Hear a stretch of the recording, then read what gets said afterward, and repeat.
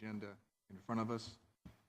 It's hard to believe that we've been meeting for 2.5 months now. We've reviewed a significant body of work, and thank you to the staff, the mayor's staff, city council staff, Civil Service Commission staff, and all those who have been involved in helping the commission work through this significant body of work. Hopefully today we will be in a position to make quite a few recommendations to City Council on the fruits of our work. With that, have members had the opportunity to sufficiently review the minutes of our June 26th meeting? And if so, do we have any proposed changes or corrections? If none, I have none. I would entertain a motion to approve the minutes of June 26. So moved. Second. All in favor? Aye.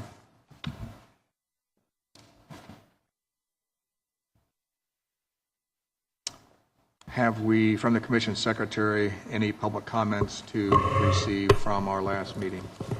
Yes, Co-Chair Curtin, members of the Commission, there has been one additional comment on June 26th from a previous commenter, and this comment was on council composition, and it's included in your packet. I did not hear that. Can you repeat that, Andrew? Oh, I said, I'm sorry. There was one additional comment on June 26th, and it was from a previous commenter, and it was also regarding the subject of council composition, and it is included there for your review. Thank you.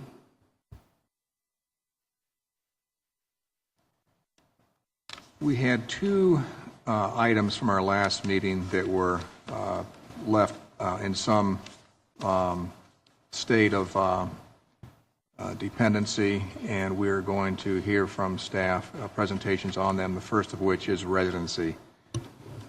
Great. Thank you, Co-Chair Curtin, members of the Commission. Thanks for being here today. Thanks for allowing us to talk to you about this issue once again. You've heard over the past two meetings a lot about the residency requirement that currently exists, as well as the state of the law in Ohio. We want to continue that conversation, and today with us we have Mike Eckert from our Civil Service Commission. Amy DeLong, who you heard from last week, is out this week, so Mike is standing in her stead. And then I think after that, Brian will offer some comments, and then Brian and I will be available for questions. So, Mike? Thank you. Thanks, Sherry.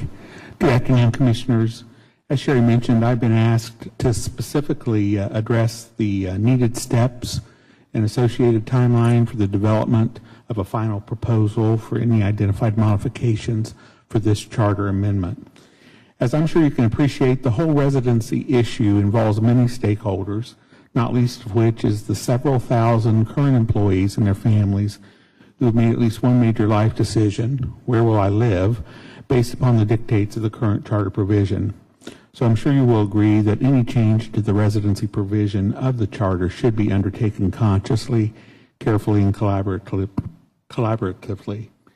In terms of the necessary steps for the consideration and possible change to this particular provision, we believe the following ordered steps are imperative. First of all, we need to allow the current collective bargaining activities to be completed. The city is negotiating 5 of its 6 collective bargaining agreements this year, covering nearly 80% of the total workforce. Secondly, convene a working committee of representatives that will identify the issues, impact, and various interests associated with any modifications to this provision, to ensure a complete and accurate understanding of the implications for change. And then finally, have the working committee finalize and present for approval by council any modification to the current charter provision deemed necessary and appropriate by the committee. In terms of a reasonable timeline for the completion of these steps, the majority of collective bargaining activities should be completed and implemented by mid to late 2015. Once those significant activities are done, presentation of a final recommendation for any Charter Section 158-1 modifications should be achievable before the August 2016 council break. So we're looking realistically at an overall timeline covering the next 18 to 24 months for this particular project. With that, I'd be happy to entertain any questions you may have. Thank you, Mr. Eckert, for being responsive to several questions that were raised by commissioners at our last commission meeting. With that, do commissioners have questions for Mr. Eckert? Mr. Dorian? Could I ask a question of Mr. Cox Certainly. in particular? And you may wish to think about this. I don't need an immediate answer, but if a charter amendment is adopted at some point in time regarding residency and certain current employees find themselves not in concert with the new agreement, new charter amendment, would current employees be grandfathered under their current status? I would hope they would not be disenfranchised from their employment. Mr. Dorian, I have not considered that question, and I think maybe that would be something that would be addressed, hopefully, in any proposed amendment to address that issue. But to answer your question off the top of my head, I don't know. Okay, thank you. I would hope that employees would be protected in their current status if, in fact, a change would negatively impact them. Thank you.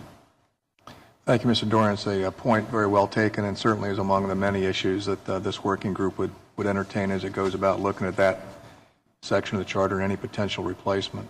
Other questions for Mr. Eckert? Are we hearing now from Mr. Clark? Thank you, Co-Chair Curtin and members of the Commission. We concur with the recommendations of the Civil Service Commission. As you've just heard, there are significant policy and legal implications for any decision that we make on this issue.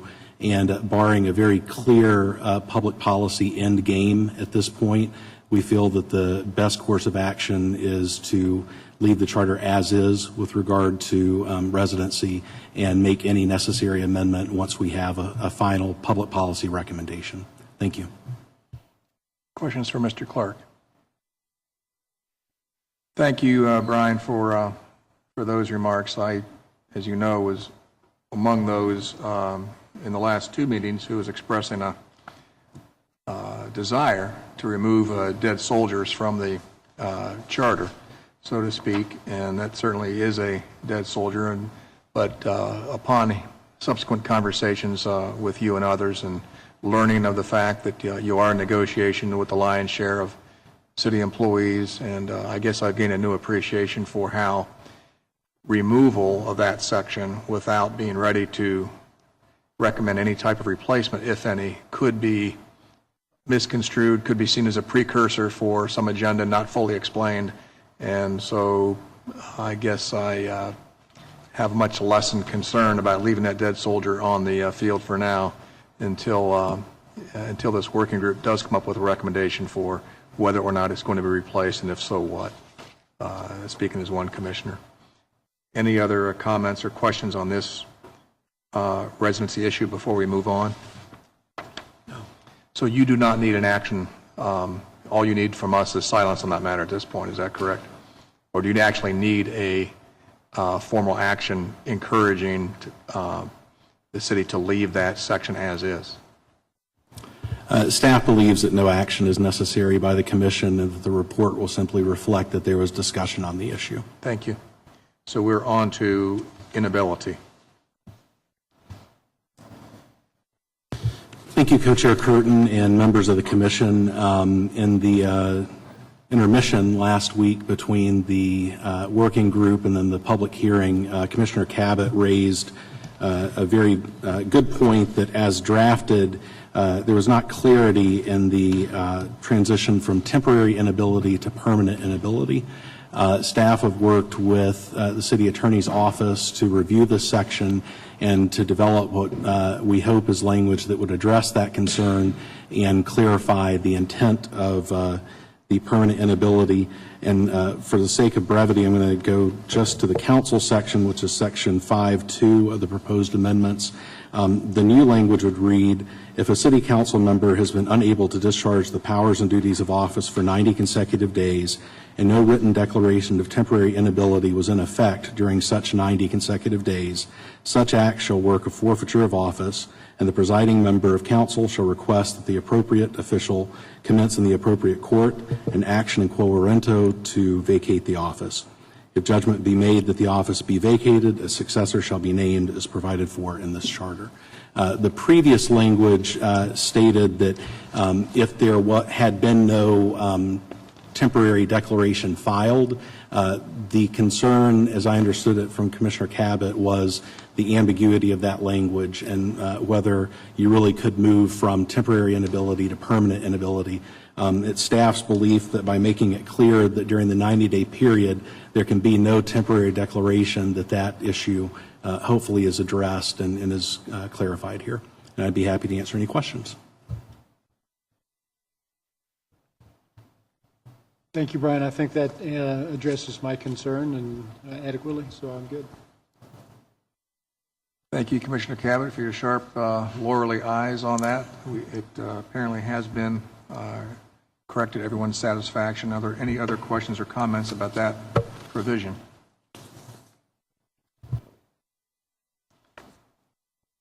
If not, Brian, do we need to act on that at this time? No, Co-Chair Curtin. We have it in the longer list of items to be considered. Thank you. Thank you. So we are on to the meat of our agenda now. Jeff? I just have one question. I'm not sure if I heard correctly, Angie. Did you say that the public comment that was received since the last meeting is in our packet someplace?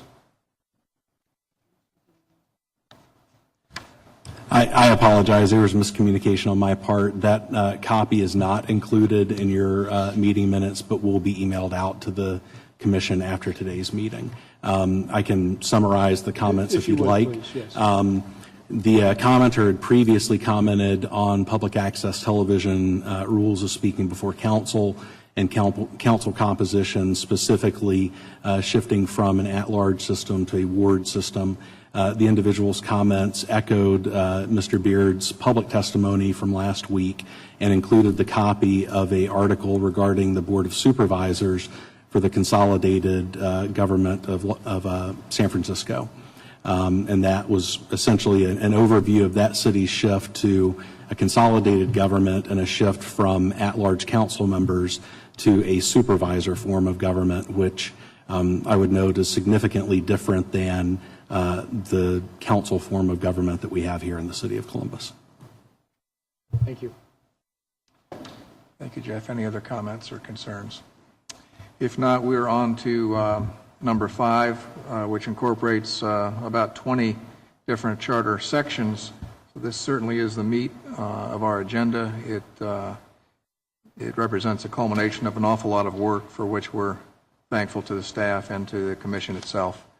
I would ask when a staff is reviewing these proposed charter amendments, since we're at the stage of recommending in final form, that if it's a brief one, to read it in its entirety as we read along with you. If it's very long and therefore not economical to read it in its entirety, then to try to give as complete a summary as possible of what's in the proposed charter amendment, and then we will, Brian, unless I am incorrect, we will vote singularly one by one on these as opposed to as a package. Is that your expectation? I believe it would be the decision of the commission if you would like to do that, or if you'd like to vote in total, but staff would be supportive of either. Unless commissioners have a different druther, I would recommend we vote on them one by one while the information is fresh in our minds, so we're not voting on a whole package, except to recapitulate perhaps at the end that we are voting for the whole package. Jeff? I would concur with that, although I just have a question, and maybe it's a process question. Will the citizenry of Columbus be voting on 20 separate charter review issues, or how will that be presented to them? I can give a brief summary of the council process and would defer to the city attorney's office in terms of the legal ins and outs of placing these items before the voters. But once this is received by council, council will hold public hearings. As with any other legislation, there will be first reading and second reading, giving citizens an opportunity to voice their opinions here. And then at the end of that process, council would forward those items where it agrees with the commission's recommendations for consideration at this November's ballot. As for how those could be voted separately or added together. I think that's still a work in progress, but I defer to Josh Cox. Ultimately, that's a decision that's up to council on how they want to package those questions for the ballot in terms of submitting them. Since it would be a council-initiated charter amendment, then council gets to determine how many of those they want to combine into a single ballot question. Okay, thank you. Thank you. So item number A is annual reports of the City of Columbus.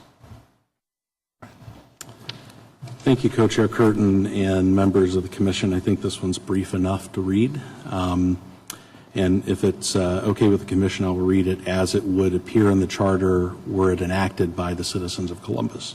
Excuse me, Brian, if you're going to read it to us, just speak more directly into the microphone, Yes, please. if it's okay, I'll read it as it would appear in the charter were it adopted by the citizens of Columbus. The various officers, boards, and heads of departments shall annually report to council in comprehensive and systematized detail the financial and other transactions of the departments or divisions thereof under their supervision or control. Such report shall cover such period of time and be made in the manner and at the time that council shall by ordinance prescribe. The city clerk shall compile the reports as the annual report of the city and shall publish such annual report by the production of a permanent electronic record that is made available to the public pursuant to the general laws of the state governing public records.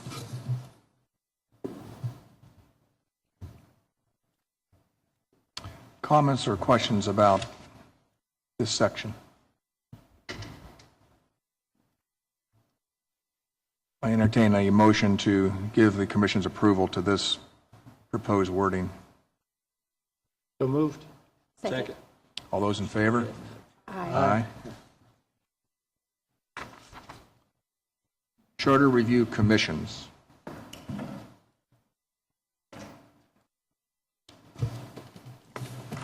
Thank you, Co-Chair Curtin and members of the commission.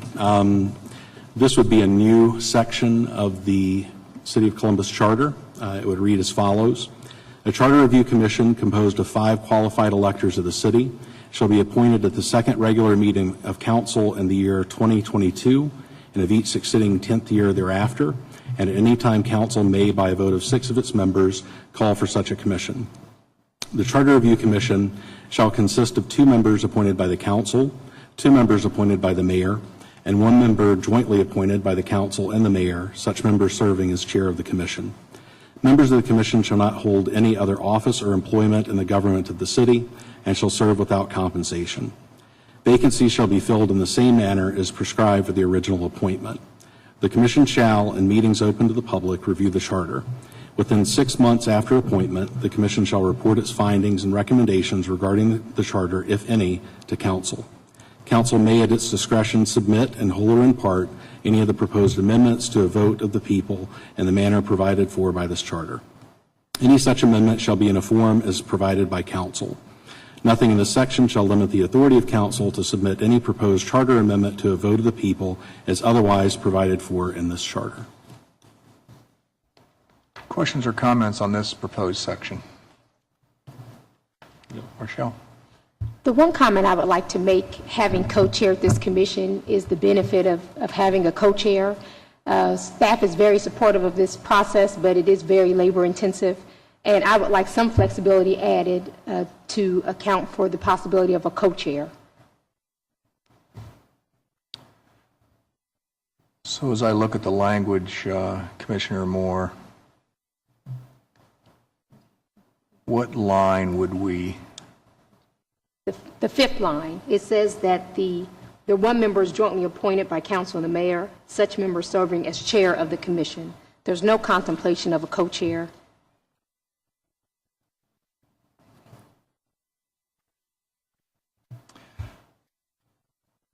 Mr. Cox, in your reading of this proposed section, would this language prohibit the appointment of a co-chair, or do you believe that in order to accomplish the goal that Commissioner Moore outlines, if this commission were of a mind to agree with her proposal, would it be your suggestion we would need to amend this language to accomplish that? Well, the only thing, it doesn't necessarily preclude it. However, it does, the fact that it's identifying the joint member as the person serving as chair would tend to limit it to one person. Right?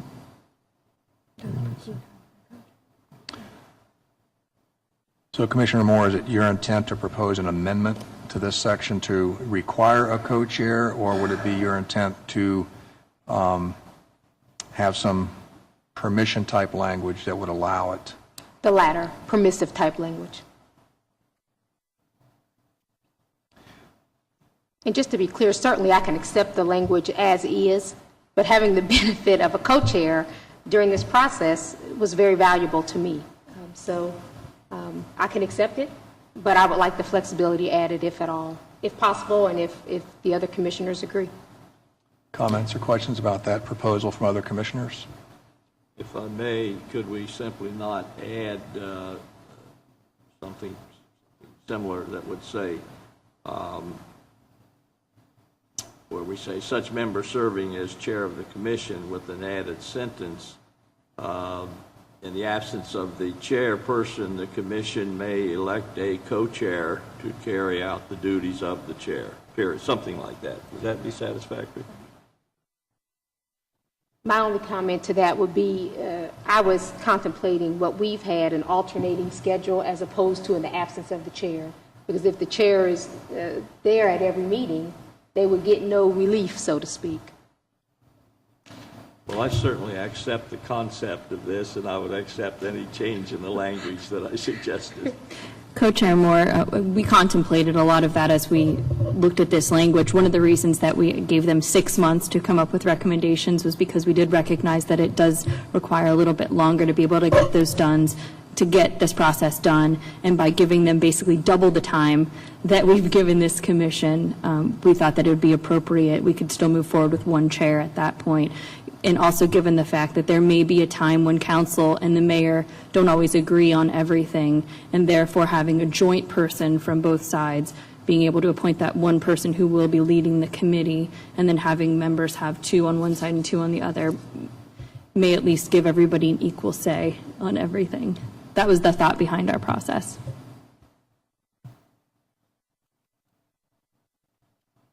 Mr. Curtin? Mr. Cabot? Do any of the historians in the room know what the process has been in the several charter review committees that have been in the past? Have they been chaired or co-chaired or headless?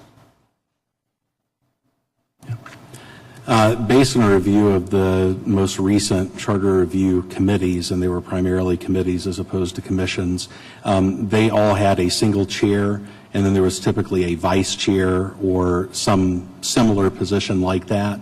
I think that this may provide enough flexibility in the bylaws to accomplish the goal of having someone who could sort of share that burden. I think council would echo the concern of having a co-chair written into the charter based on the way that the appointments are made. It could lead to an imbalance in authority in terms of either the appointee of the mayor or the city council having more control over the agenda or the items that come before the commission, especially because, at some point we will not have the current makeup of elected officials here in the city, and we can't contemplate what their relationships may or may not be at that time. Other comments or questions on this proposal?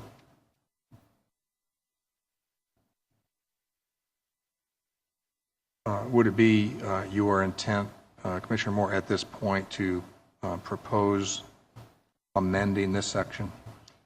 Staff's comments are well taken, and I can accept the language.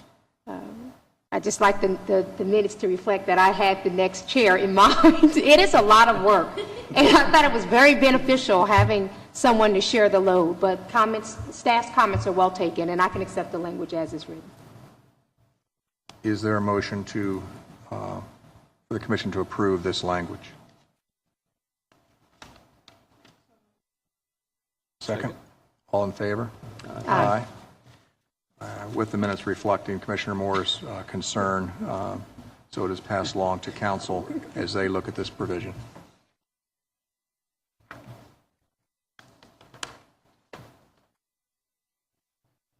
Section on technical changes to the charter without having to go to the people for a vote. Brian?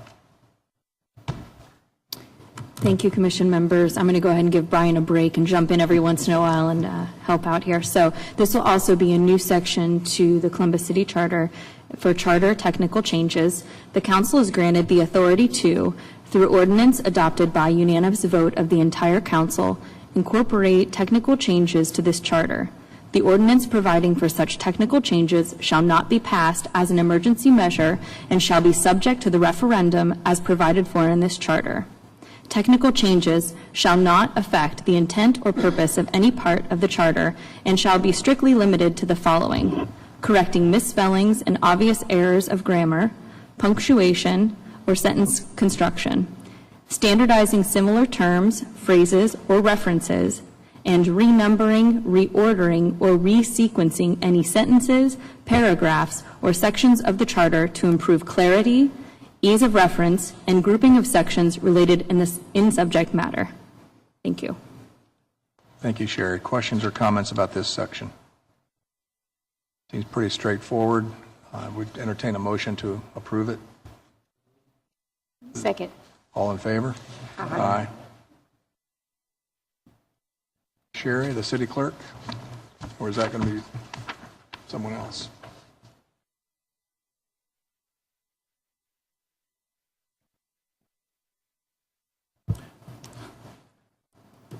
Thank you, Co-Chair Curtin.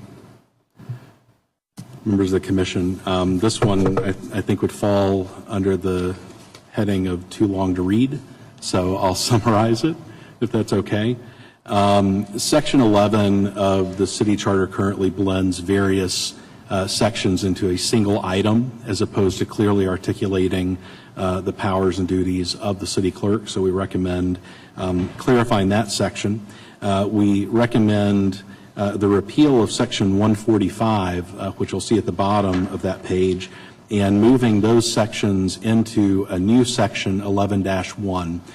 Section 145 establishes a Bureau of Information and Publicity under the supervision and control of the city clerk. In reality, these are the city clerk's duties. And we felt that it would be more appropriate to have that individual who's been appointed by council have those duties reflected in the charter. That's what you see in 11-1. 11-2 establishes the city bulletin. We had multiple references to a city bulletin, but no definition of what that may or may not be in the charter. This simply establishes what it is. Section 14 would move those previous provisions regarding officers and employees, clarifying that council shall exercise no power of appointment for officers or employees except as here and expressly provided. That was a section that was previously unclear in the charter. Comments or questions about this section? If I could, I would ask Ms. Blevins, as the resident authority on the duties of the city clerk, if the city clerk's office is entirely comfortable with this proposed section. Yes, thank you so much, Commissioner Curtin. Yes, we do feel, I feel that this, the way it is summarized, gives a good overview of the duties of the city clerk as required in the charter. There are, of course, other duties that do not need to be included, but this is a good summary, and I think it's accurate. Thank you. Thank you. Other questions or comments about this section? If not, I would entertain a motion to approve it. So moved. All in favor? Aye.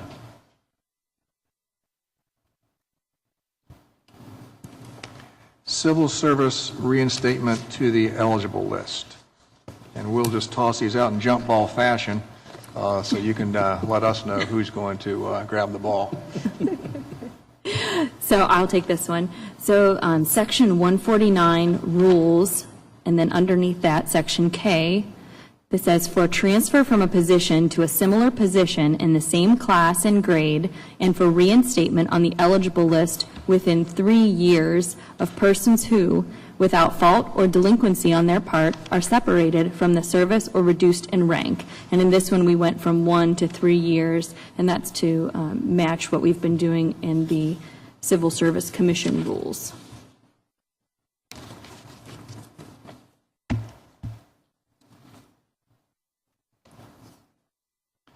Questions or comments on this section?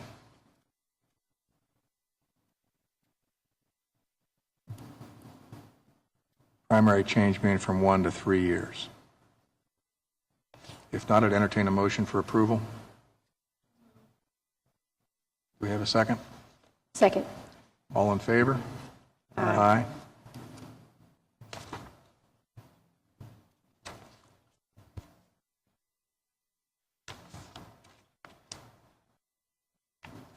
The council.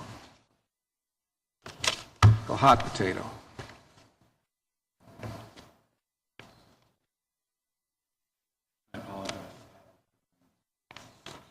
Oh, and I also didn't press the button. I'm grabbing the ball, but I don't have the right page yet, so bear with me for just one moment. Yeah, we may not either, Brian. Actually, That's why I believe that the next item that you have in your packet would be elected official compensation.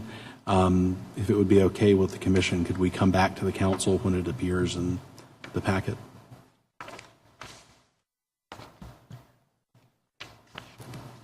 I believe that the next item that you have is regarding elected official compensation in your packet.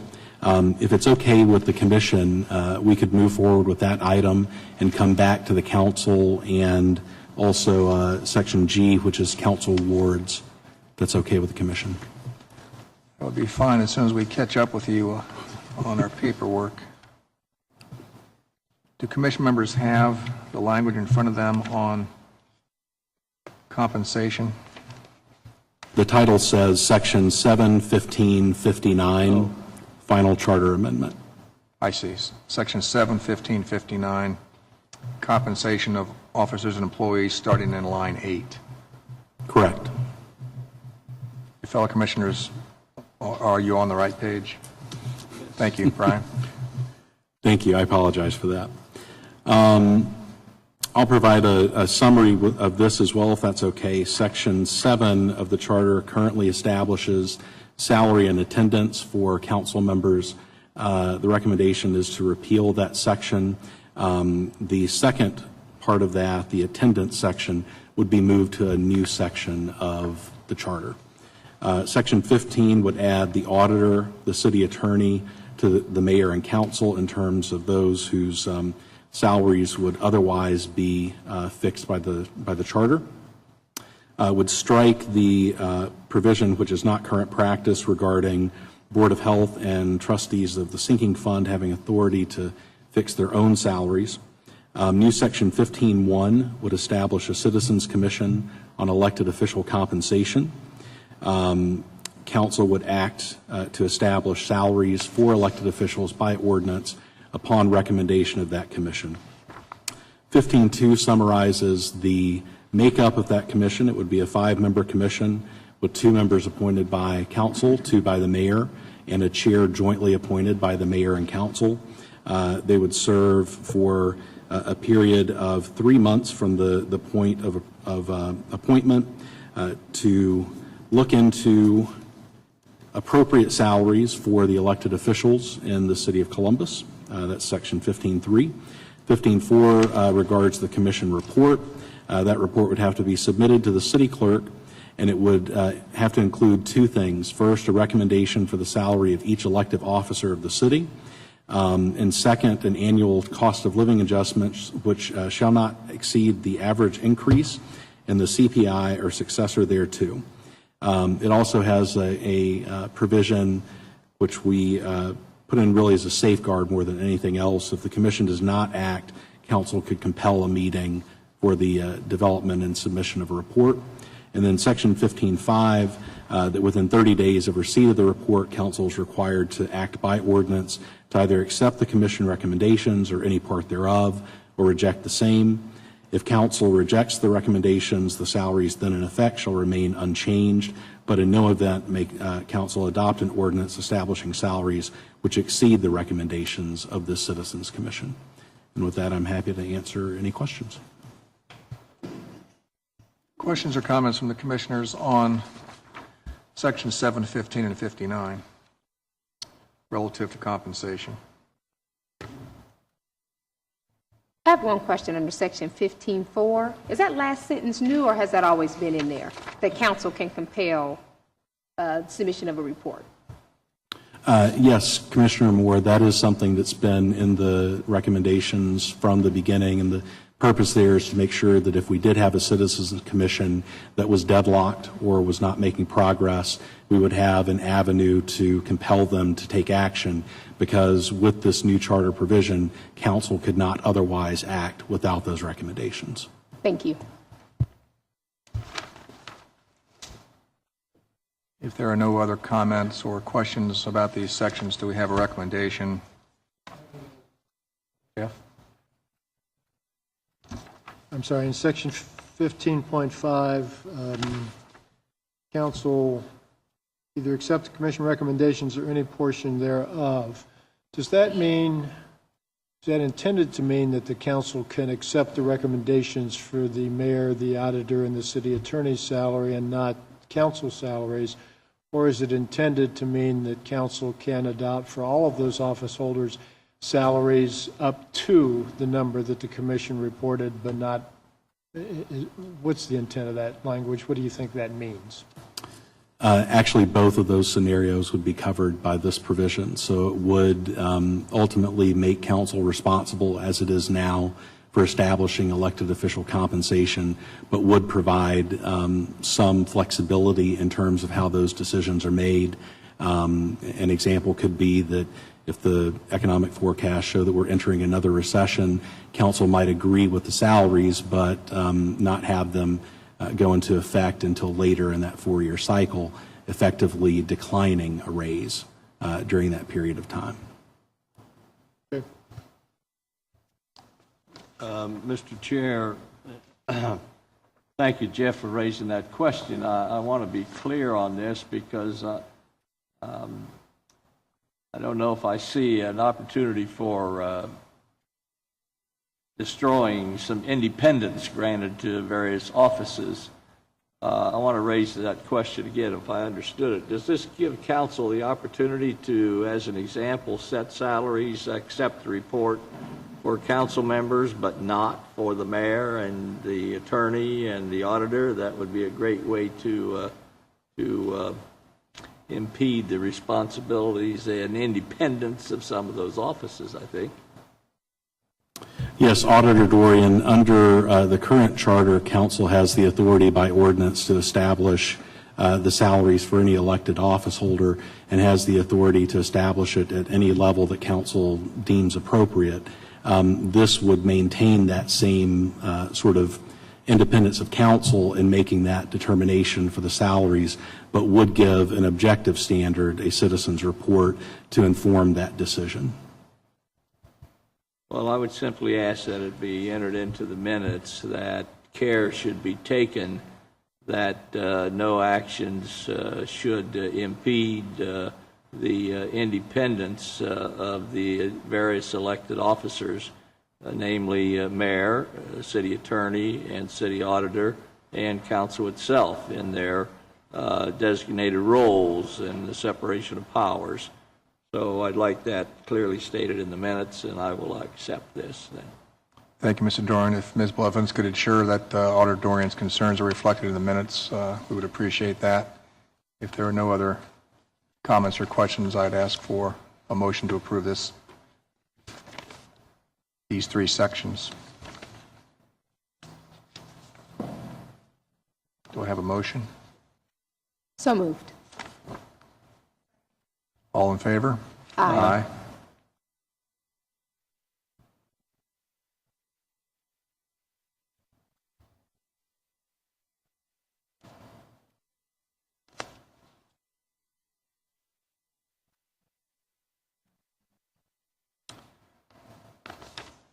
Do we want to move on to what's next in our packets, the initiative, referendum, recall provisions of the charter? Yes, if that's okay. And I apologize, I'm pulling out the summary right now of this section because it is definitely too long to read.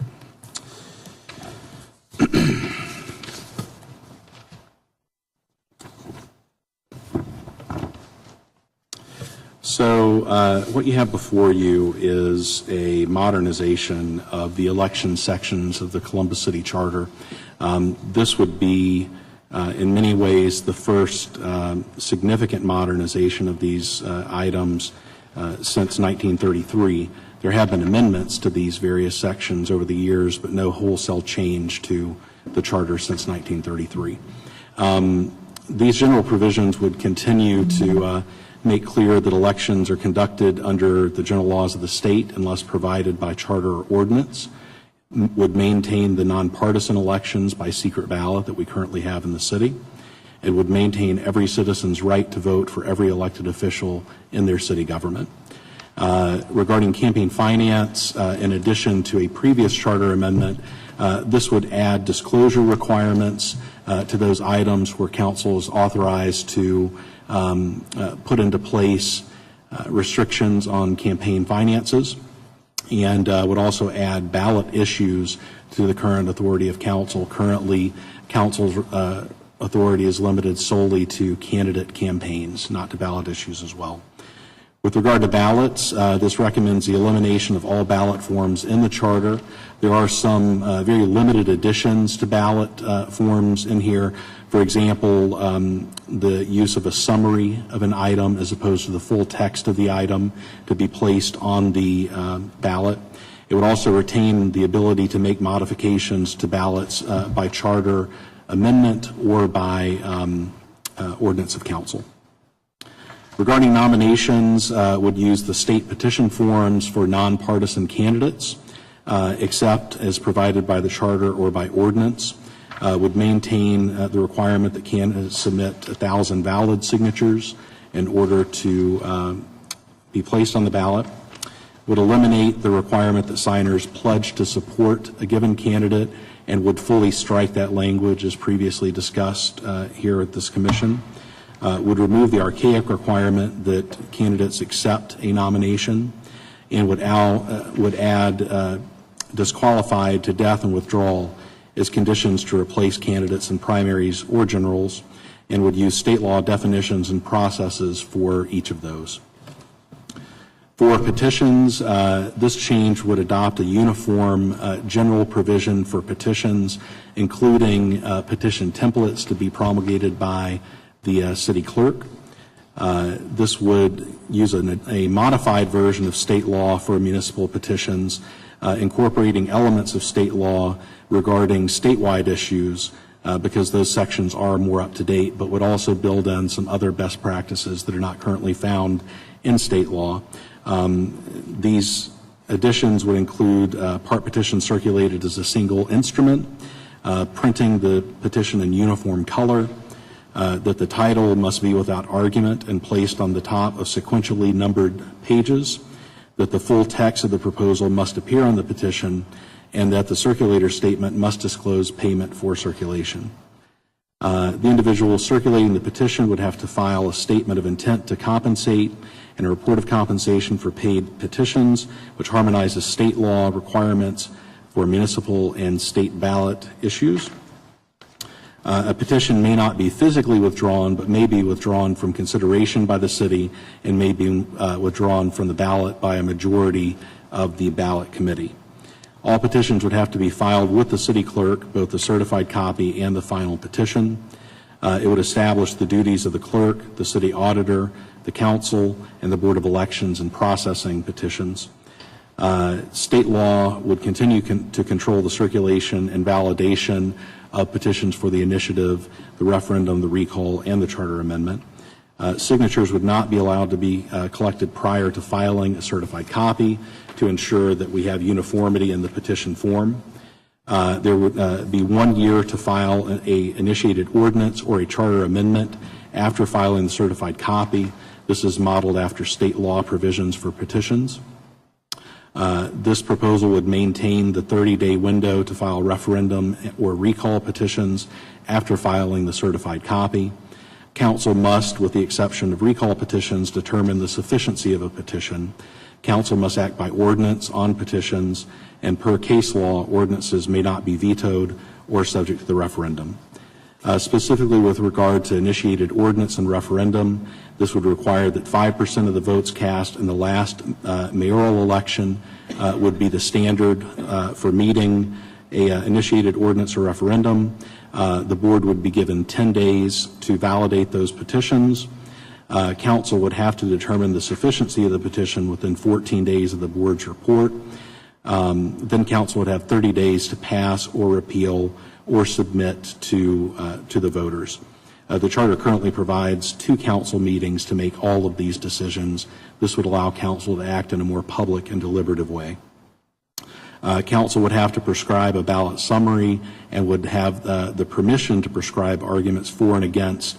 The arguments would be placed in the various voting locations in the city, and it would clarify those ordinances that are not subject to the referendum. Currently, the charter refers to the annual appropriation ordinance. We recommend stating any annual appropriation ordinance because the city operates in a very different way than it did in 1914. Regarding charter amendments, it would retain the constitutional requirements for signatures and deadlines. The initiated charter amendment would be limited to a single subject, and council must prescribe ballot summary and may prescribe an argument for or against to be posted in voting locations. And then lastly, regarding the recall, this would adopt a modified version of state law. Our charter currently allows recall by general law in addition to the charter provisions. Would maintain the requirement that the recall petition have signatures of 15% of the votes cast for the last regular municipal election for mayor. May not file a recall petition within 180 days of someone taking office or within 90 days of a general election for that office. No more than 3 elected officials may be recalled at a single election. The city clerk would determine the sufficiency of the petition. That is in keeping with current provisions of the charter. And then lastly, in this laundry list of things, would maintain the requirement that the vacancy after recall be filled as otherwise provided in the charter. And with that, I'd be happy to answer any questions. Thank you, Brian. Questions or comments from commissioners on this substantial section? Dawn? Assuming that this recommendation is accepted by council and then approved by the voters, what would the process be to inform the citizenry of the new process for the circulating of petitions and filing with the city clerk? Commissioner Tyler Lee, that's a great question. We currently have on the city clerk section of the city council website sort of a how-to guide for initiated ordinance, referendum, and charter amendments. I think the first step would be to promulgate the templates for these petitions based on the new charter language and state law. And then the second step would be to update those documents so that we can provide some clear, consistent, and predictable guidelines for citizens to use this authority. Other questions or comments?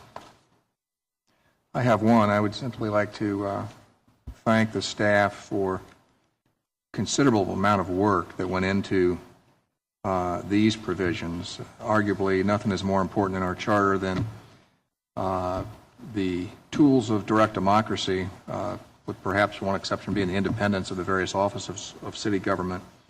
And I think these provisions go a long way toward improving the charter, balancing the charter provisions with state statute where necessary, and yet maintaining the city's strong home rule authority in several areas, such as being able to consider its own ordinances on campaign finance and campaign disclosure and so forth, things that we're going to be hearing a lot more about at the federal and state level. And I think it's comforting that our city would be able to entertain its own route, if you will, in those important areas of public policy and honest elections and so forth. So I think these sections have been very well balanced, and I wanted to thank the mayors and council staff for all the work that went into it. Jeff? I agree, concur, and echo that. I would just also request, after this commission is acted, that you get these 21 pages and all the backup over to the Board of Elections, just so another set of eyes that deal with this every day can take a look at it and see, make sure we've done what we intended to do. Thank you. And one postscript, if I may. Even though it's not the job of this commission to try to group sections of the charter that we recommend change in, as one commissioner, I would hope the minutes would reflect on an expectation that council would want this to stand as a separate proposed change in the charter. Some of these areas can be logically grouped together, but this one is so fundamental that I would think that it should stand on its own when it goes to the voters of Columbus. Any other comments or questions before we call for a vote on these? If not, I'd entertain a motion. Would move, we recommend approval of the elections portions of this charter amendment. Do we have a second? All in favor? Aye.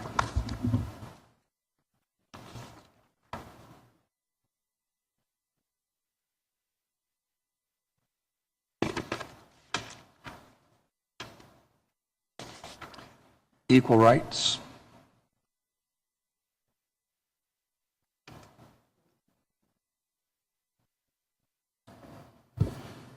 Thank you, Co-Chair Curtin. Of the things that the Commission has discussed, I think that this particular item has certainly received the most comment from city staff and the most support from city staff. And I'm very fortunate to be able to present this to you for your final consideration today. Regarding equal rights, no officer, employee, or agent of the city shall deny equal access to city services or equal opportunity in employment and promotion or the benefits thereof to any person on the basis of race, sex, sexual orientation, gender identity or expression, color, religion, ancestry, national origin, age, disability, family or military status, or any other status that is protected by federal, state, or local law or ordinance. And with that, I'd be happy to answer any questions. Questions or comments? Commissioner Tyler Lee. Just a comment. I'm certainly proud of the work that the commission has been engaged in, but I'm particularly proud of the addition of this language, so thank you. Would you like to make the motion, Commissioner Lee? I would love to. I move approval of the section around equal rights and non-discrimination. Do we have a second? Second. All in favor? Aye. Aye.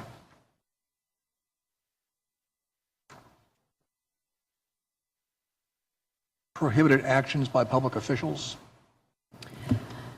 Section 227, prohibited actions by public officials.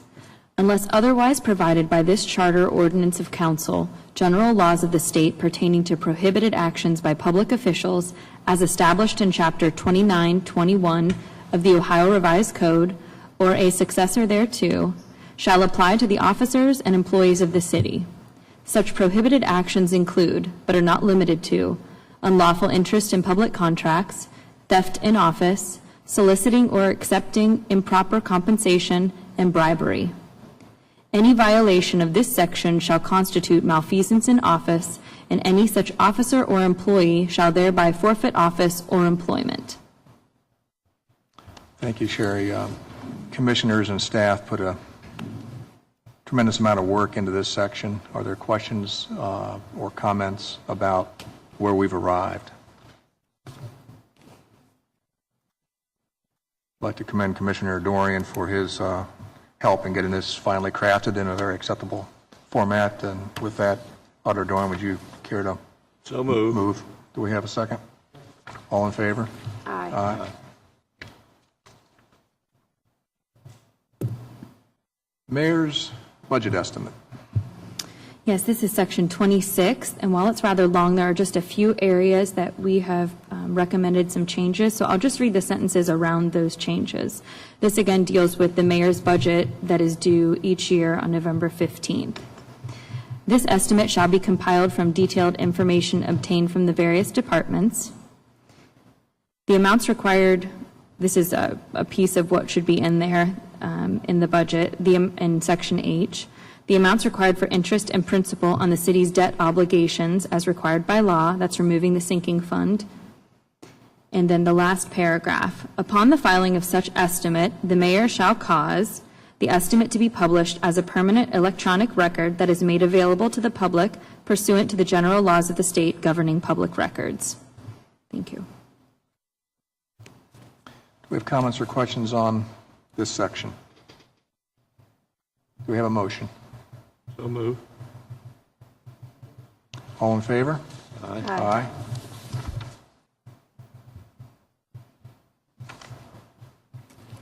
We've dispensed already with 10 items. We're on to our second top 10, open meetings. This would be a new section of the Columbus City Charter that would read, "The public bodies of the city shall hold all meetings in accordance with the general laws of the state pertaining to open meetings. In addition to those entities defined as public bodies in the general laws of the state, an entity of the city shall be considered a public body for purposes of this section if its members are appointed by an official officer of the city, and the entity has been established and its members appointed for the sole purpose of advising any officer or decision-making body of the city." Questions or comments on this open meetings provision? We have a motion? So moved. All in favor? Aye. Aye. Use of public funds.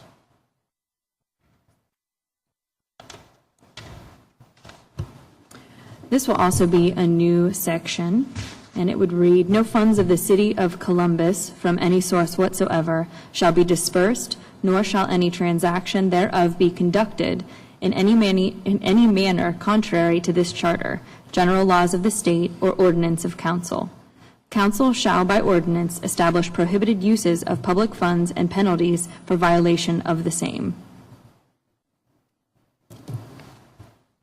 Comments or questions on this section? If not, do we have a motion? And a second? Second. All in favor? Aye.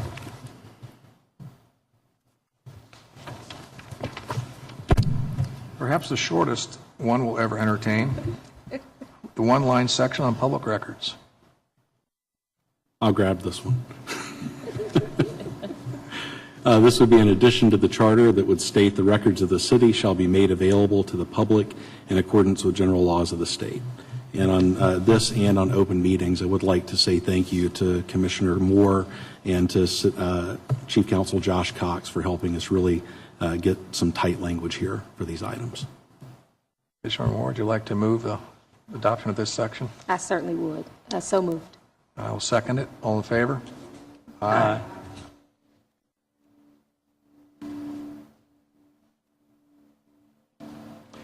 City official qualifications. Are we on the right page, Brian?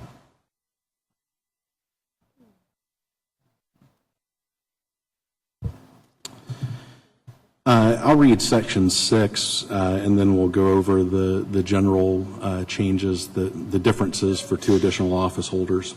This would read as amended, members of council shall be electors of the city and shall at all times during the term of office maintain residence in the city of Columbus.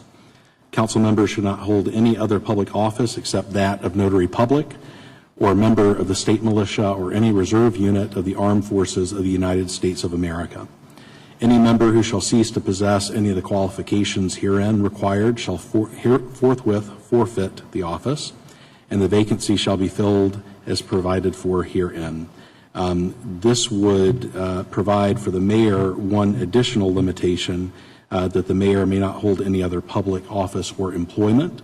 And then for the city attorney, it would provide that the city attorney must be a attorney at law admitted to practice in the state of Ohio. These provisions would standardize the qualifications for office across all elected officials, with those two exceptions. Questions or comments on this section regarding city official qualifications? This, too, has received a tremendous amount of review by commissioners, and many people deserve commendation for the form it's finally in. With that, do we have a motion? Do we have a second? I'll second. All in favor? Aye. The Recreation and Parks Commission. Section 128, Recreation and Parks Commission, appointment and organization. We've made a couple changes here, really just cleaning up the language of the original appointments of the 9 commissioners. This now states that 8 of the commissioners shall, with the concurrence of council, be appointed by the mayor to serve without compensation for the term of 5 years and until their successors are appointed and qualified. We did retain one section that says 1 member on the recommendation of the Columbus and Franklin County Metropolitan Park Board shall, with the concurrence of the mayor and council, be appointed to serve without compensation for the term of 5 years and until a successor is appointed and qualified. There was also one other change at the bottom of the first paragraph. All commissioners shall be bona fide residents of the city of Columbus or Franklin County, Ohio, or counties immediately contiguous thereto, provided that a majority of such commissioners shall be bona fide residents of the city of Columbus.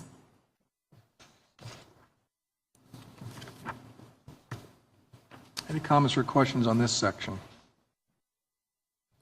If not, I would entertain a motion to approve. All in favor? Aye.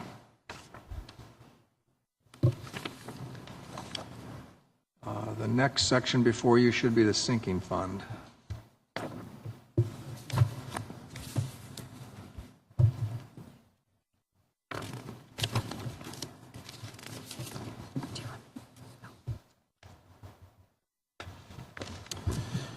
So for the sinking fund,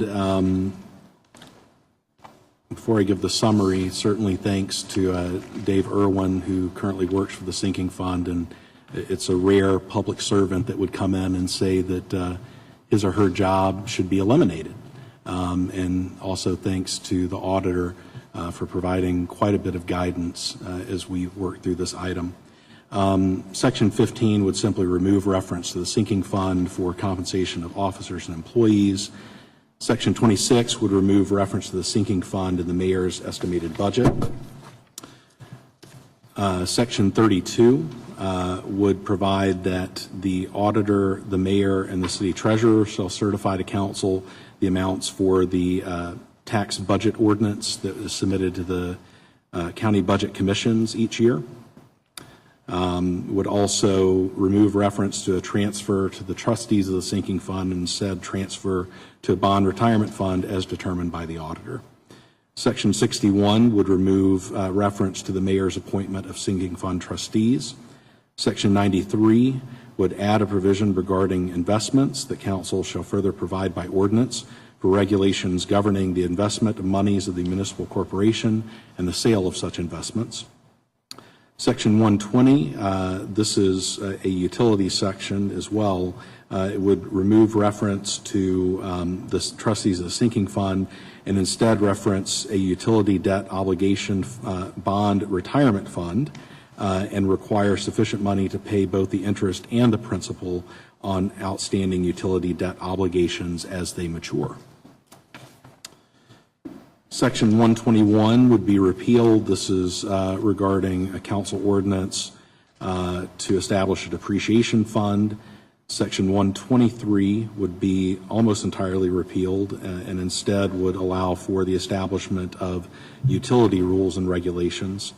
Section 133, 134, 135, 136, 137, 138, 139, 140, and 141 would be repealed, and these are the sections of the charter that establish the form and operation of the sinking fund. Prior to entertaining a motion, would Auditor Dorian like the right to first question, first comment, and first assurance that we're all doing the right thing here? Well, thank you, Chairman.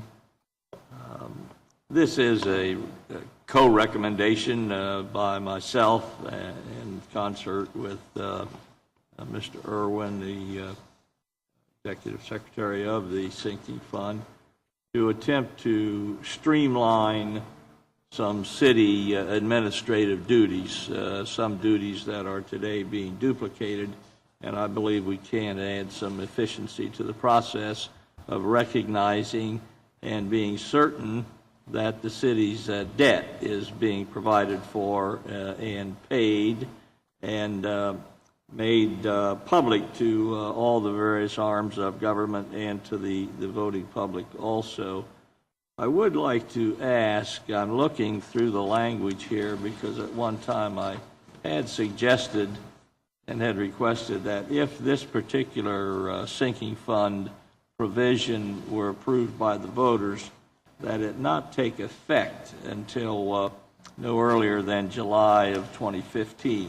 Is that language herein? I don't see it. Mr. Dorian, I think that would be in the, you would do that in the ballot question, and I think council would have the authority to do that since the amendment provision in the charter says shall take effect at the time provided therein. So I think in the proposed ballot question would be where you would have the effective date. Okay, thank you very much for that explanation. And with that, Mr. Chairman, I would move that the amendment regarding sinking fund be adopted. Do we have a second? All in favor? Aye. Aye. Thank you, Mr. Dorian, for your guidance on this particular section, among others, and we'd ask the Commission Secretary to make sure that Auditor Dorian's comments are reflected in the minutes.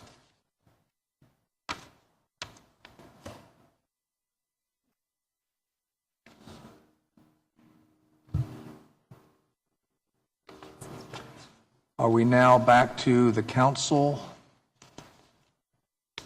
That would be listed as F on your agenda. Yes. 5F. So thank you for considering these amendments to the sections of the charter with regard to the council.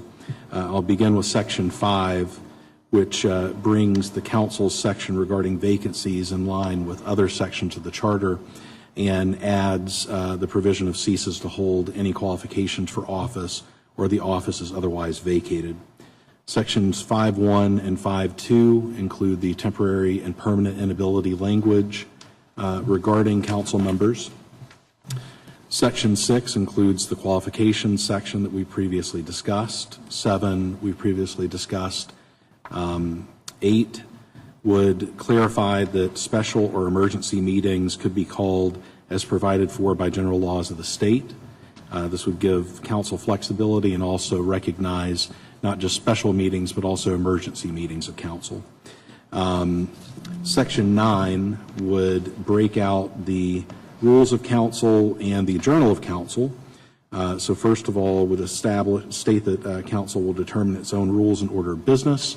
9.1 would establish the journal of council and that it be a permanent record. 9.2 would reflect council's organization and reflect in the charter the manner in which council organizes itself and provides rules for the same. 9.3 would expand the current provisions for punishing or removing an officer and would also move the forfeiture of office section that was previously in the charter to this section. So first of all, it would state that council shall be the judge of the election qualifications of its members, would establish the standards under which council may punish or expel any member, and then would retain the current council provision that absence from 8 consecutive regular meetings shall operate to vacate the seat of a council member unless the absence is excused by resolution adopted by vote of 3/5 of the members setting forth such excuse and entered upon the journal. Section 10 would reflect the operation and authority of the Office of the Council President. Section 10.1 would establish the President Pro Tem of Council. 10.2, the acting President Pro Tem of Council. We've covered Section 11 regarding the City Clerk and the City Bulletin. Section 12, upon the advice of the City Attorney's Office, we recommend repealing Section 12. It's no longer relevant. Section 13, this is regarding the City Treasurer. This harmonizes the language for the City Treasurer and the City Clerk. Section 14 and 15 we have previously discussed in this meeting. Section 17, this simply moves this first sentence to a more logical location in the Charter. Section 18 establishes that ordinances and resolutions of Council, as adopted, must be maintained as permanent electronic records. Section 19 would allow the introduction of resolutions and ordinances in electronic and digital form in addition to the written or printed form. And then 33 and 34 regard investigation by council, and it would allow that council may appoint an individual to conduct an investigation, and this is bringing this section in line with other sections of the Charter. And then, as we previously discussed, it would repeal Section 145. And with that, I'm happy to answer any questions. Questions or comments on this substantive section? Again, quite a bit of work went into this. All commissioners were involved in substantially improving these sections. If we don't have any questions or comments, do we have a motion? So moved. All in favor? Aye.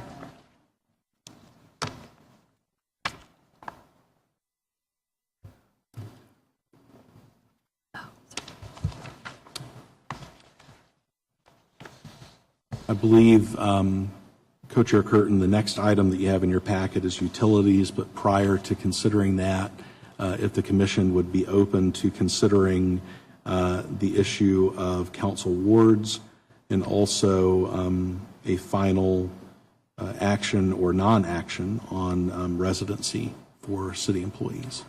Thank you for that notice, Mr. Clark. As all commissioners know, we do not have a recommendation for changing the council system that has been in place since 1914 in terms of having an all at-large council. However, that was the most substantive and most repetitive recommendation coming from a few members of the public, that we entertain a mixed system of at-large and ward, and specifically there is an action pending, an ongoing initiative effort to encourage the electorate to consider an 11-member council, 7 of which would be by ward, 4 of which would be at-large. So I do think it would be prudent for this commission to put on the record its sentiment regarding the current system versus a proposed system or an alternative version of what's being proposed today, since it is a news item, will continue to be, and certainly will stimulate public discussion in the months ahead. I know that at our inaugural meeting, Auditor Doring, you had some comments about the wisdom of the framers and where we stand today, and so I guess I'd ask you if you'd like to kick off our discussion on this particular item. Well, thank you, Mr. Chairman. As far as the realignment or change of the makeup of Columbus City Council, I very, very strongly believe that the City of Columbus should retain the at-large 7-member council.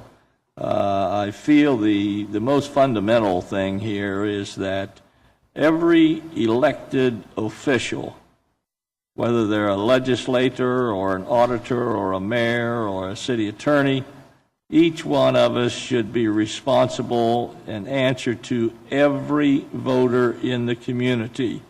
I do not believe that it's wise to start carving up our community into sectors or sections or wards, which I believe would lead to divisiveness in the community.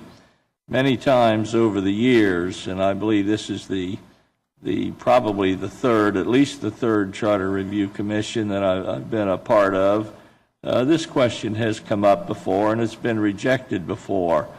And I've been asked from time to time, what's the most important thing that I view in government over the years that I have been here? And I believe the most important element of government is that the governed keeps a very open dialogue with the government, and that the government keeps a very open dialogue with the governed.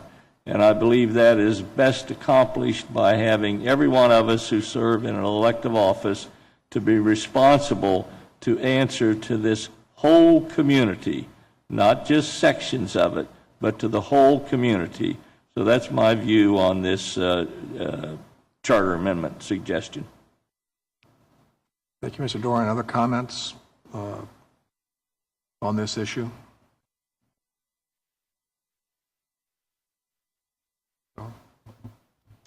I concur with Mr. Dorian and certainly won't repeat the comments that he has made, but am also supportive of the current structure that we have in place for City Council. I would concur. I do think there are any number of citizens of the City of Columbus who heartfeltly and in an intellectually honest way believe that changing the system would be beneficial. I do think, though, that Auditor Dorian very well articulates the reason not to go down that road. You look at Columbus compared to its peer cities, it's very difficult to not come to the conclusion that in almost every measure, the City of Columbus is better off. And it's one commissioner's view is one reason is we don't have and haven't had since 1914 any log rolling or pitting of one section of the city versus another when it comes to the essential casting of votes on this council. So for that reason, I'm happy to go on record opposing the current public effort to ask citizens to go to a ward system. And I would ask if the commission is comfortable putting on record where the commission itself stands on this issue. If so, I would entertain a motion. I would so move. Is there a second? Second. All in favor? Aye. Aye. We'd ask staff working with Commission Secretary to, as concisely as possible, boil that sentiment down. Thank you.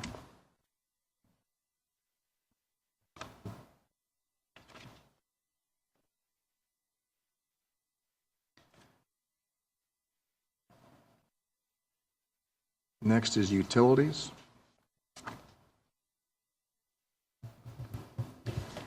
Co-Chair Curtin, I think what we're hoping on the residency for city employees is that the commission would vote on whether or not to place a comment in the report noting staff suggestion or recommendation that we take those steps to move forward to review that issue and act on it in the next 18 to 24 months.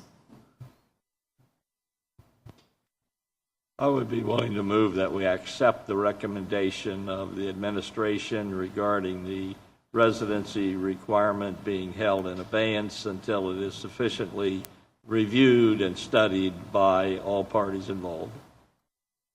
The motion is to lend the commission's support to holding the residency question in the charter in abeyance until a special task force can review it thoroughly, take testimony, and make recommendations.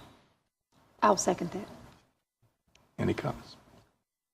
Will the timeline that was presented earlier be included as part of the report as well, or just that more general language? I think the report's being written on behalf of the commission, so it would be your recommendation of what should be in there or not. I would like to recommend that we include the timeline as well.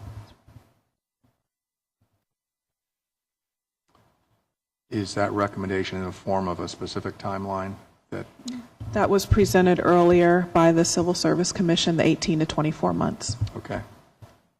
With that amendment, 18 to 24 months timeline, do we have a second to Auditor Dorian's motion? Second. All in favor? Aye.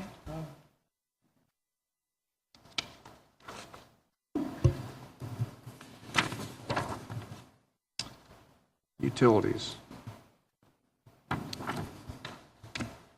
So for utilities, we're looking at sections 118 through 124 and also 194, and it jumps around quite a bit, so I'll try and summarize for each of these sections. Overall, we're changing the word water to utility to go ahead and identify that the city does have quite a few utilities: water, sanitary, sewer, storm sewer, and electricity service as we stand right now, but we're also not limiting in the future that the city may acquire other utilities with this language. So there's some forethought in making sure that this stays relevant into the future. So that's the main change in section 118. Same in 119, as well as discussing how the consumers will be charged and pay their bills for all utilities, their current cost of maintenance, operation, supply, interest, and principal on outstanding utility debt obligations, and losses sustained by depreciation. Section 120 also discusses how the utility debt obligation bond retirement fund will be paid. Section 121 is a suggestion to repeal that entire section. Section 122 has some outdated language regarding hospital, asylum, or other charitable institution, but does allow that council may by ordinance relieve from the payment of bills or any portion thereof for utility service, not-for-profit institutions that support disadvantaged persons, which are inside the city limits. And then Section 123 is being recommended to be repealed for the majority of it, but the remaining piece would be in conducting, managing, and operating the city utilities. The city shall prescribe such rules and regulations as the just interests of the city and utility consumers may demand. In Section 124, rates and charges for service furnished by municipally owned utilities. We add in the word utilities there and remove some specific section language. And then the final one in Section 194, franchise terms and reports, we changed the title there and added in a sentence at the end that says, no ordinance making such grant, renewal, or extension shall be valid if such ordinance does not reserve to the city the right to prevent unjust discrimination in service or rates. And I should mention that Auditor Dorian, our Utilities Director Greg Davies, and our Finance Director Paul Rakowski put a lot of time into this specific language of these sections and gave us all the good effort and work that's been shown here today. Thank you. Thank you, Sherry. And with that, with those comments duly noted, I would think it would be entirely appropriate to give right of first refusal to any comments, questions, or making of motions to Auditor Dorian.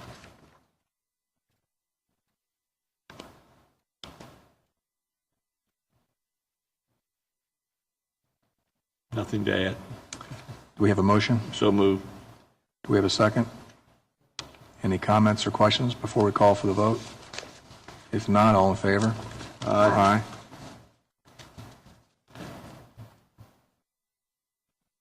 Brian and Sherry and Josh, by my count, the commission has authorized by favorable votes 18 items to be forwarded to City Council for their consideration about whether to forward those to the electorate, and if so, by what timetable and by what grouping of issues.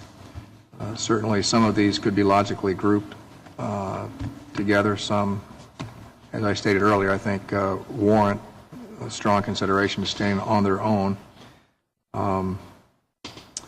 But before we move on to closing remarks, I would ask staff, city attorney's office, city clerk's office, if there are any clerical or housekeeping or other instructional matters that commissioners need to take into account.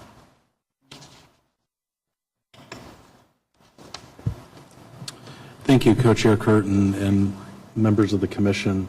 One item, item number 6 on the agenda, before we get to that item, you have in your packets a summary of each section of the Columbus City Charter by number, the title of that section, where it falls in the table of contents in the charter, the issue that's discussed, whether it was amended or repealed at any point in the past, and then there are 3 relevant columns for each of those. The first is whether or not it was an item for discussion before this commission.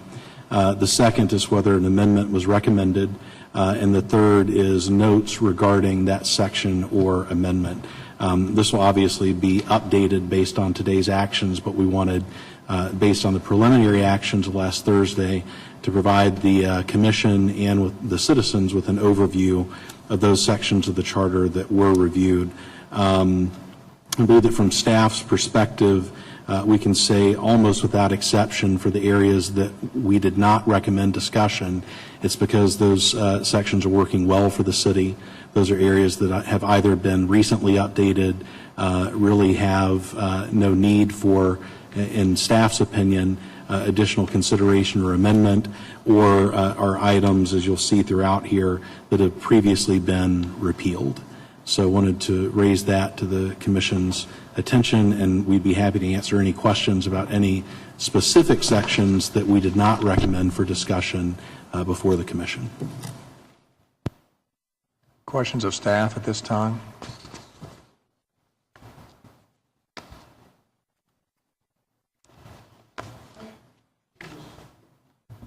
I would just observe that we really didn't talk about civil service, and I'm okay with that, but I don't want to portray to people that we did an in-depth review of that portion of the charter, including such things as the police chief and the fire chief and things like that. So I was jumping ahead a little bit and reading the message from the Charter Review Commission, and I may have some editing to do with that, because there are areas of the charter that we really did not have the time, I suppose, to get into in depth. Thank you.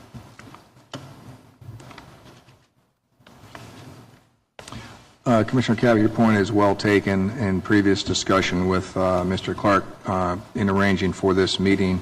And correct me, Brian, if I misstate it, but I believe it's the intent going forward that the recommendations, the cover letter, the entirety of our recommended work to City Council will be packaged, put in final form. Grammatical issues will be cleaned up, and these will be sent to all of us for our final sign-off. And if there is any language in the cover letter or any other outstanding items that you want to address, today is not the end date for your ability to recommend changes of that nature. Brian, did I state that correctly? Sherry? Co-Chair Curtin, I have one other thing. As we were sitting here, we noticed that Section 9, the way it was presented in the handouts today, doesn't show specific strike-through language. It splits it up between Section 9 and Section 9-1 in the recommendation. So staff will have to work on that, because we do believe it probably needs to be specifically shown as all the strike-through language for Section 9 and not just shown split between the two sections. So we'll work on making that change for you, but just to note, for what you've specifically seen in your packet today, that the language that you see in the final packet may change a little bit, not the actual language itself, but the presentation between it being strike-through and new may look a little different. Ms. Kish, what agenda item are you referring to? It was originally listed as F for sections, the council 3 through 19, Section 9 is the rules and journal, where council split up rules in 9, and 9.9-1 is journal. In Section 9, in what you've seen today in your handout, does not show the full strike-through language of Section 9, so we'll need to add in all that language, strike through what's not to be kept in 9.1, or in 9, and then in 9.1, use all the languages, show all the languages new. If that makes sense. I just want to note it, but none of the language will change from what you've seen today. It will just appear differently.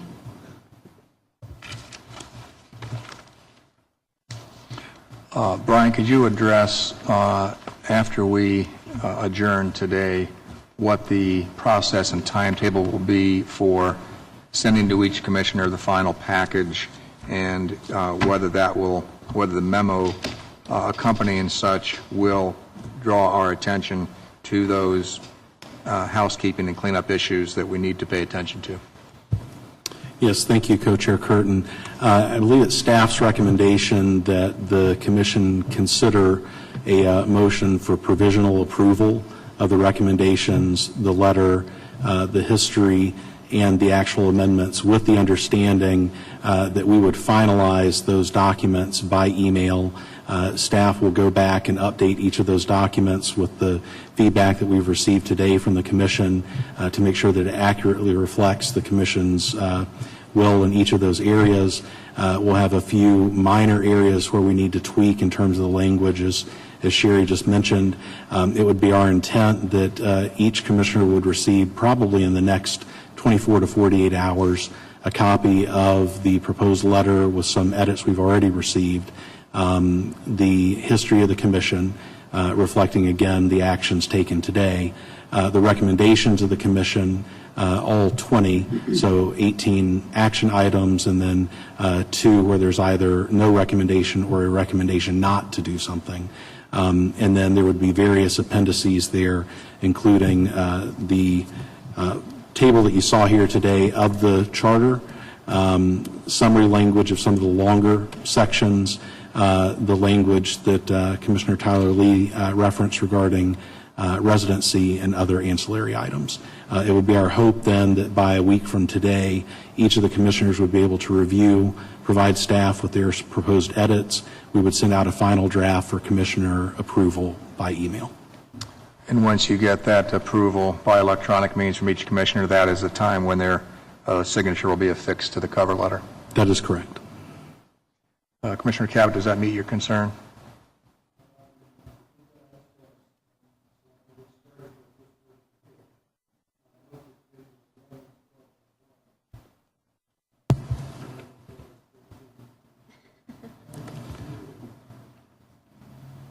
Commissioner Cabot, I couldn't hear you. Your Yeah, I'm sorry. microphone is not on. Keep forgetting. So this package we have at the end of our packet is the first draft of what you're talking about. And again, I had skipped ahead and started looking at that. And I just noted that of 14 pages, pages 11 and 12 are blank in this packet. So I don't know if that was intended or not, but I'll start doing my homework. Thank you. That was the one thing we were trying to keep from you, Jeff. That just reflects staff's inability to use Microsoft Word and room for you to draw if our presentations got boring today. Commission has individually cast votes on 18 items. Does that suffice, or do we need to have a summary vote on this package? Can I ask a question related to that? If I'm not mistaken, earlier in the process, Commissioner Cabot recommended, and I certainly supported, putting all of the proposed changes online for the citizens of Columbus to take a look at and to add comment. When will that be done, and how will those comments be contemplated by the Commission? Thank you, Co-Chair Moore. All the documents that the Commission has received have been placed online throughout the process, so I would say that for everything that was reviewed today, it's been online for a minimum of 7 days. In most cases, it's been online much longer than that. It would be our intention to place the draft report that we send to you online as well, if that is okay with the Commission, understanding that it is a draft.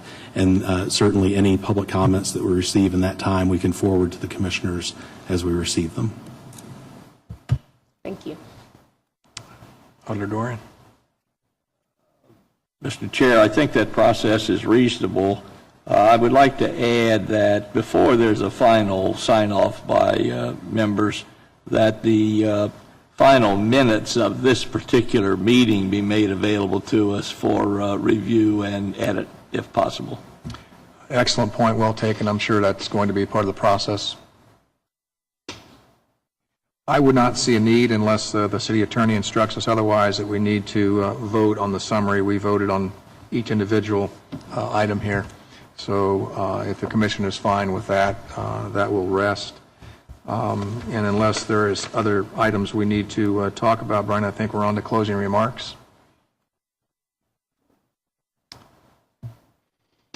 And with that, I would ask my capable co-chair, Marshall Moore, who has certainly borne more of the burden than I have, to kick us off. You're very kind.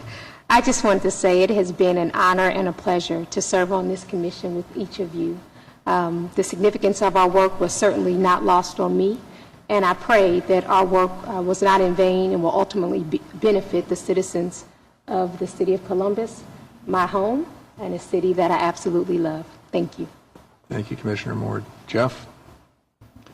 Thank you, Co-Chair Curtin. I, too, have enjoyed the process very much. I've learned a lot. Hope I may have added a little bit to it without being too disruptive. And again, I thank the co-chairs for their leadership and thank the staff from the City Attorney's Office, the Mayor's Office, Council Office, Civil Service, Clerk's Office, and others for excellent and extensive work.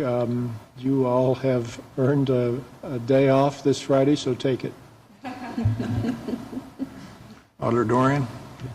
Thank you, Mr. Chair. Well, I would also like to thank initially Mr. Ginther, who invited me to be on this commission. I believe this is at least 3 charter amendment commissions that I've served on. And I thank each of you, my fellow commission members and chairs and co-chairs, for tolerating my many commentaries and questions along the way. And I thank Brian and all the staff members, and in particular my good friend Josh Cox, for listening. He and his colleagues have kept me out of jail for a number of years now, and I hope they continue to succeed in that manner. And I'd just like to reiterate what I consider the importance of these kinds of commissions. I put them in the framework of that continuing open dialogue with our citizens. It is so extremely important, and whether government here in Columbus succeeds or fails, I believe it will be measured by the extent that it communicates and listens to its citizens. So I thank you all for listening, and it's been an honor for me to join all of you. Thank you. Commissioner Tyler Lee. I'd like to also extend my thanks to Commissioner Moore and Commissioner Curtin for leading us through this work, to the very capable staff team of Brian, Sherry, Josh, and Angie, certainly we know this is work that you were probably assigned to do above and beyond your normal duties, and it is an extensive body of work, and we're grateful for your fast turnaround, your thoughtfulness, your attention to detail, your organization, so that this could be a smooth process. When we started, I was not sure how we were going to manage it, but it's been very efficient, and I thank President Ginther and Mayor Coleman for the opportunity to serve in this capacity. I'm ashamed to say that even though I used to work for the City of Columbus, I had never read the charter before. So it was a great opportunity for me to learn, hopefully to contribute. And while I know we're living in this electronic age, it may be worthwhile for a copy of the charter to be given to City of Columbus employees to take the opportunity to read for those who haven't done so already, perhaps include in new employee orientation, because it is a very rich document that really governs our city. So thank you for the opportunity to serve. And thank you to my 4 fellow commissioners for those comments. I wholeheartedly endorse all of them. As you know, there's no one on this commission who hasn't in the past served on other task forces, study groups, commissions of various kinds. And when one is asked to serve, one of the first thoughts that goes through one's gray matter is, I wonder how well it'll be staffed, because it means all the difference. And I echo my fellow commissioners. This one was staffed as professionally as I've seen. The mayor's office, the city council office, certainly the city attorneys and city auditors' offices and city clerks. I mean, this was a pleasure to witness the quality of work that was presented to us and the open-mindedness with which our comments and constructive criticisms were received. And as a lifelong member of Columbus, the process helped reinforce an already strong appreciation for the quality of our city government. So thank you very much for the opportunity to serve in this capacity.